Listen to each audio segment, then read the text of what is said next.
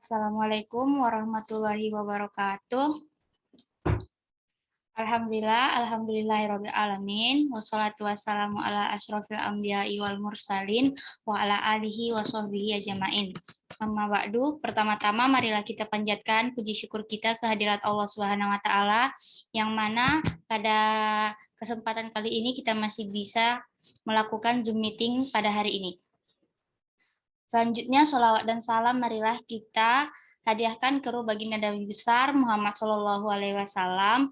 Allahumma sholli ala Sayyidina Muhammad wa ala ali Sayyidina Muhammad yang telah membawa kita dari zaman kegelapan ke zaman terang benderang seperti yang telah kita rasakan pada saat ini. Yang terhormat Ibu Dr. Hadijah MAG selaku dosen mata kuliah teori bermain dan pembuatan alat bermain, dan yang saya sayangi teman-teman sekalian. Perkenalkan, nama saya Fitria Nur Almi Siregar sebagai moderator dan juga pemateri pertama. Kemudian rekan saya Siti Maisarotela Banua sebagai pemateri kedua. Adapun judul materi akan kami jelaskan pada hari ini yaitu konsep dasar teori bermain dan belajar.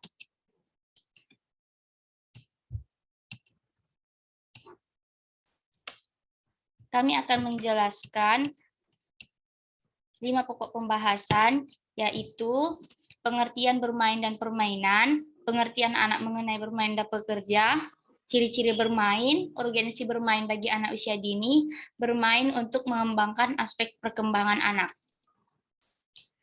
Baik, materi yang pertama, pengertian bermain dan permainan anak usia dini.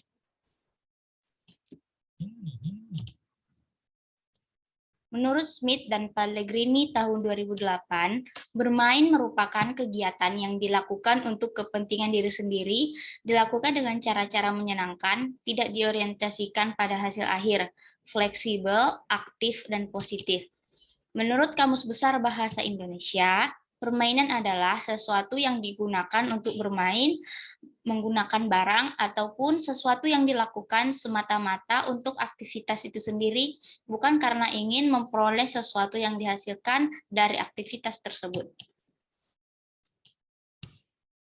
Dalam Quran Surah Al-Ankabut ayat 64, yang berbunyi Bismillahirrahmanirrahim wa ma hadhil hayatud dunya illa lahu wa la'ib wa innad darul akhirah lahiyal hayawanum laukanu ya'lamun.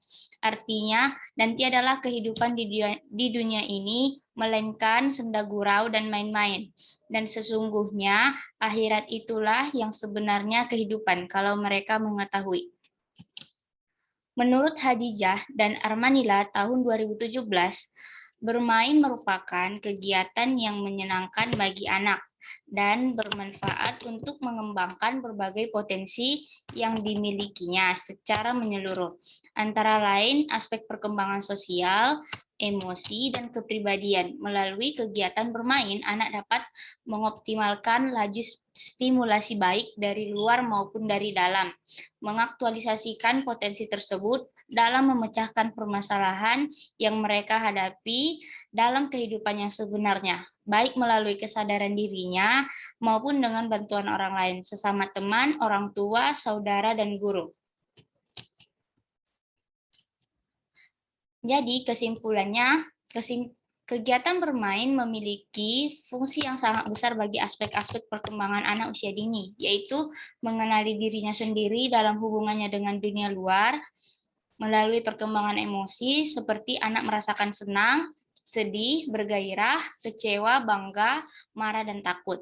Perkembangan sosial, interaksi sosial, kerjasama, menghemat sumber daya, peduli terhadap orang lain, dan membantu anak menguasai konflik dan trauma sosial dalam memecahkan permasalahan yang mereka hadapi dalam kehidupan yang sebenarnya, baik melalui kesadaran dirinya maupun dengan bantuan orang lain. 2. Pengertian anak mengenai bermain dan bekerja. Menurut Kamus Besar Bahasa Indonesia tahun 2008, Bermain berasal dari kata dasar main, yang berarti melakukan aktivitas atau kegiatan untuk menyenangkan hati. Bekerja merupakan kegiatan yang berorientasi pada hasil akhir, sedangkan bermain tidak. Hasil akhir dalam kegiatan bermain bukanlah sesuatu hal yang penting. Kesimpulannya, bagi anak-anak, bermain adalah aktivitas yang dilakukan karena ingin, bukan karena harus memenuhi kepentingan ataupun perintah oleh orang lain. 3. Ciri-ciri bermain. Ciri-ciri bermain menurut Musfiroh tahun 2008, anak-anak terlibat aktif bersama-sama. Artinya dalam kegiatan bermain, anak saling berinteraksi dan berkomunikasi satu dengan yang lain sehingga kegiatan bermain semungkin menarik. B. Spontan dan suka rela, artinya kegiatan bermain dilakukan atas dasar keinginan sendiri tanpa adanya perintah dari orang lain. C. Berpura-pura tidak beneran, artinya di dalam kegiatan bermain, anak-anak berada di luar peran dunia nyatanya. Hal ini dapat dilihat ketika seorang anak laki-laki berperan sebagai polisi dan penjahat. Mereka berdua saling tembak-menembak sesuai dengan peran yang dilakoninya. Tetapi pistol yang digunakan tidak beneran, hanya pistol air mainan yang terbuat dari plastik, sehingga tidak membahayakan diri anak. D. Anak harus aktif bergerak atau berpikir. Artinya anak tidak berdiam diri tetapi terus bergerak dan melakukan sesuatu kegiatan bermain, baik dengan menggunakan benda yang disebut dengan alat bermain maupun tanpa benda atau secara individual maupun berkelompok. E. Fleksibel, artinya anak bebas memilih jenis permainan yang mereka sukai untuk dimainkan, dan mereka juga dapat kapan saja beralih ke permainan lain, walaupun permainan tersebut belum tuntas atau selesai dimainkan. F. Aturan sesuai kebutuhan anak, artinya dalam kegiatan bermain, peraturan yang dibuat disesuaikan dengan kemampuan dan keinginan anak. G. Motivasi dari dalam diri anak. Artinya, kegiatan bermain yang dilakukan oleh anak atas dasar motivasi internal dalam diri, bukan eksternal luar diri. H. Menyenangkan dan mengembirakan, artinya bermain dapat membangkitkan emosi positif dalam diri anak. Hal ini terlihat dalam kegiatan bermain. Anak sangat asyik dan ceria. Ini membuktikan kegiatan tersebut menyenangkan. Selanjutnya akan diiringi dengan suasana rasa gembira yang ditandai dengan suara riang tawa anak-anak. Sedangkan ciri-ciri permainan menurut Buitenjik adalah sebagai berikut. Permainan adalah selalu bermain dengan sesuatu. Selalu ada sifat timbal balik, sifat interaksi, permainan berkembang, tidak statis melainkan dinamis, ditandai oleh pergantian yang tak dapat diramalkan terlebih dahulu. Orang bermain tidak hanya bermain dengan sesuatu atau dengan orang lain, melainkan yang lain tadi juga bermain dengan orang yang bermain tersebut. Bermain menuntut ruangan untuk bermain dan menuntut aturan-aturan permainan. Yang ketujuh, aturan permainan membatasi bidang permainannya. Baik, sekian pemaparan materi dari saya. Selanjutnya, materi berikutnya akan dijelaskan oleh rekan saya, Siti Maisaro Tambanua. Kepada saudara, saya persilahkan. Baik, terima kasih kepada moderator. Selanjutnya, saya akan menjelaskan bagian 4, yaitu urgensi bermain bagi anak. Seperti yang dijelaskan sebelumnya, bahwa bermain ini merupakan bagian yang sangat penting dari proses tumbuh kembang anak. Dan melalui bermain, dan melalui kegiatan bermain, anak akan belajar berbagai hal tentang kehidupan sehari-hari. Anak akan mendapatkan pengalaman yang berkaitan dengan lingkungannya, baik lingkungan sosial budaya, lingkungan sosial ekonomi, maupun lingkungan fisik atau alam yang sangat berguna untuk meningkatkan kemampuan berbahasa, berpikir, bersikap, bergaul, berkarya, dan lain sebagainya. Dan adapun manfaat bermain bagi anak usia dini, yang pertama yaitu bermain yang melibatkan fisik seperti berlari, meloncat, dan menendang. Bermanfaat untuk menguatkan dan menterampilkan anggota badan anak.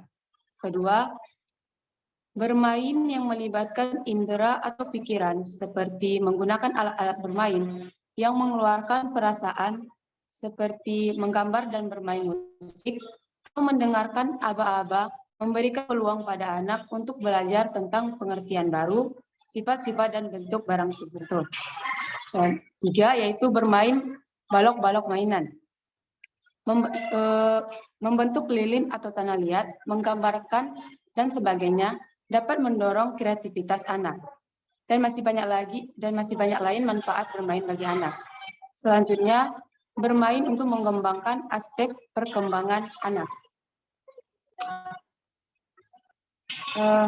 Mengenai permainan pada anak, membuktikan bahwa permainan dapat memajukan aspek-aspek perkembangan, seperti motorik, kreativitas, kecakapan sosial, dan kognitif, dan juga perkembangan motivasional dan emosional. Dengan demikian, bermain ini memiliki peranan penting dalam perkembangan anak pada semua bidang perkembangan. Adapun beberapa aspek-aspek perkembangan pada anak usia dini. Yang pertama yaitu konsep bermain bagi perkembangan kognitif AUD. Menurut Piaget, anak belajar memahami pengetahuan dengan berinteraksi melalui objek yang ada di sekitarnya. Bermain memberikan kesempatan kepada anak untuk berinteraksi dengan objek. Anak memiliki kesempatan menggunakan inderanya seperti menyentuh, mencium, melihat, dan mendengarkan untuk mengetahui sifat-sifat objek. Selanjutnya bagian B yaitu konsep bermain bagi perkembangan bahasa AUD. Sering kita jumpai anak kecil bermain sendirinya sambil mengucapkan kata-kata seakan ia bercakap-cakap dengan dirinya sendiri. Menurut Vygotsky, anak tersebut sedang membahaskan apa yang ada dalam pikirannya. Peristiwa ini menggambarkan bahwa anak sedang dalam tahap menggabungkan pikiran dan bahasa sebagai satu kesatuan. Selanjutnya C, konsep bermain bagi perkembangan motorik AUD. Yang dimaksud dengan aspek motorik ini yaitu kemampuan